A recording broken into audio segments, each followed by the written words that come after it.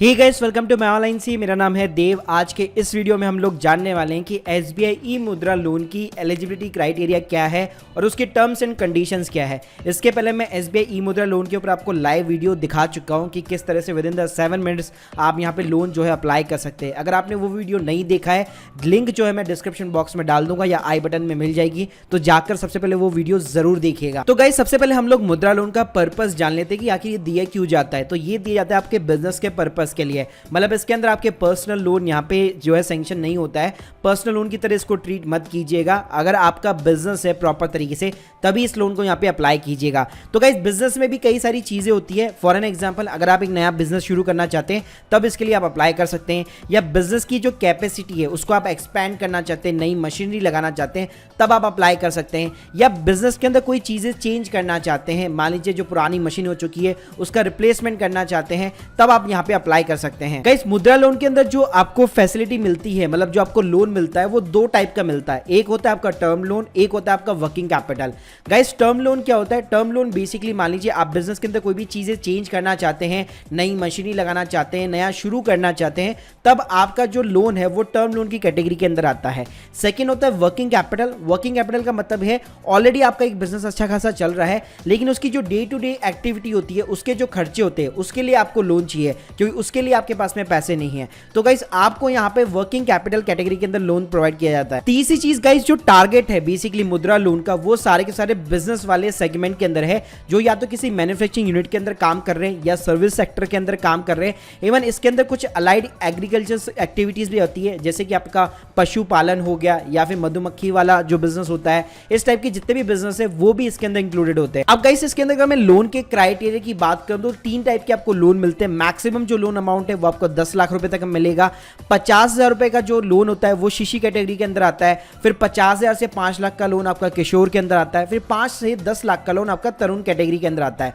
आपका इस बात करते हैं कि इसके अंदर मार्जिन मनी कितना रहेगा। मार्जिन मनी का मतलब ये होता है कि जब भी आप कोई ना कोई लोन के लिए अप्लाई करते हैं, आपको खुद की जेब से भी कुछ ना कुछ पैसा डालना पड़ता है। जी हाँ, तो अगर मैं बेसिकली बिजनेस शुरू करने की बात करूं या एक्सपेंड करने की बात करूं, उसके अंदर आपको सिर्फ 50,000 रुपए का लोन चाहिए, तब भी आपको यहाँ पे अपनी जेब से कोई भी पैसा नहीं डालना। वहां आपका जो मार्जिन मनी है वो यहाँ पे निल हो जाता है। लेकिन गाइस, अगर आपको 50,000 से ऊपर का लोन चाहिए, मतलब 50,000 से 10 लाख के बीच का लोन चाहिए, तो आपको अपनी जेब से 10% लगाना पड़ेगा। तो मतलब अगर मैं सिंपल वे में बात करूं तो 10% आपको यहाँ पे डाउन पेमेंट करनी पड़ेगी। बात करते हैं गाइस मुद्रा लोन की जो यहाँ पे प्राइसिंग है, मतलब बेसिकली जो आपकी जो इंटरेस्ट रेट है वो कैसे कैलकुलेट होती है। तो ये डायरेक्टली लिंक होती है आपकी MCLR रेट के साथ में। MCLR रेट के ऊपर एक स्पेशल अलग से मैं वीडियो बनाऊंगा।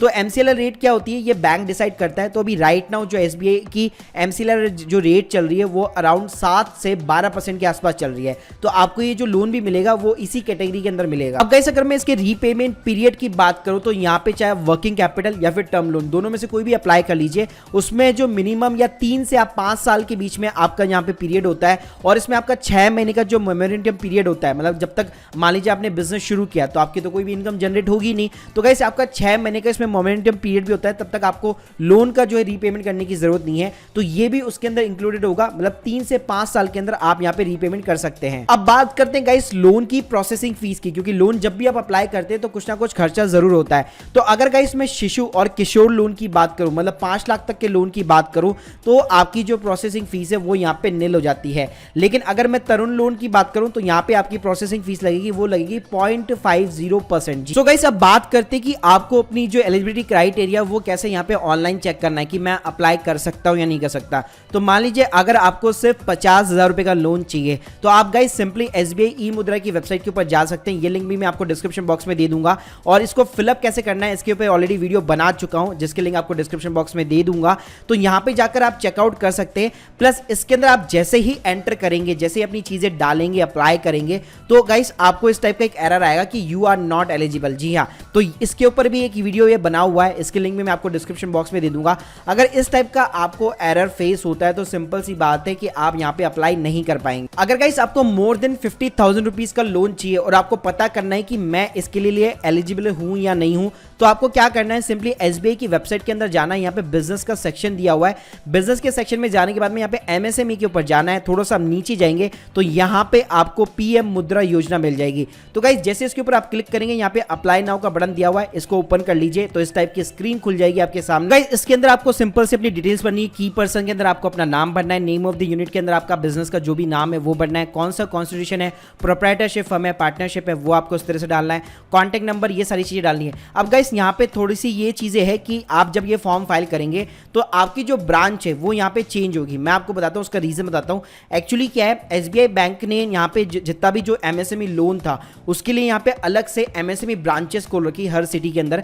तो गाइस जैसे आप अपना स्टेट और डिस्ट्रिक्ट चूज करेंगे तो आप यहाँ पे देखेंगे ब्रांच आपको यहाँ पे लिमिटेड मिलने वाली है। तो अधिकतर आपको जो ब्रांच मिलेगी वो बिजनेस टाइप वाली मिलेगी जो एसएमई ब्रांच कहलाती है। तो आपकी जो भी नियर बाई एसएमई ब्रांच है आपको सिंपली वो चूज करना है, ब्रांच कोड अपने आप ले लेगा। फिर आपको अपना सर्विस जो भी मतलब सेक्टर जो है, मैन्युफैक्चरिंग है, सर्विस है, वो आपको डालना है। अब यहाँ पे आता है पर्पस। तो गाइस पर्पस में आपको कई सारी चीजें मिलेगी, तो आपको ध्यान रखना है हमेशा जो लास्ट वाला कॉलम है सेटअप स्मॉल बिजनेस अंडर मुद्रा, आपको वही चूज करना है, उसके अलावा और कोई चूज नहीं करना है। क्योंकि गाइस अगर और कोई चूज करेंगे तो एसबीआई के जो अदर टर्म लोन्स होते हैं उस कैटेगरी के अंदर आप अप्लाई कर देंगे गलती से, तो उसमें आपको चूज नहीं करना है, आपको हमेशा यही चूज करना है। फिर प्रोडक्ट नेम में आप अपने आप देखेंगे यहाँ पे प्रधानमंत्री मुद्रा योजना आ जाएगा, उसके बाद में कैप्चा कोड यहाँ पे फिलअप कीजिए और सबमिट बटन के ऊपर क्लिक कीजिए। तो गाइस ऑटोमेटिकली जो एमएसएमई ब्रांच आपने चूज की है वहां से आपको कॉल बैक आ जाएगा विद इन द आवर, और आपको जो भी डॉक्यूमेंट्स होगा, आपकी जो भी इंक्वायरीज होगी कि आप एलिजिबल है या नहीं है, तो आपको ये क्लैरिफाई कर दिया जाएगा। तो guys hope you like this video, please subscribe our channel. अगर आपके कोई भी डाउट है कमेंट सेक्शन के अंदर जरूर मेंशन कीजिए। Thank you guys, thank you very much.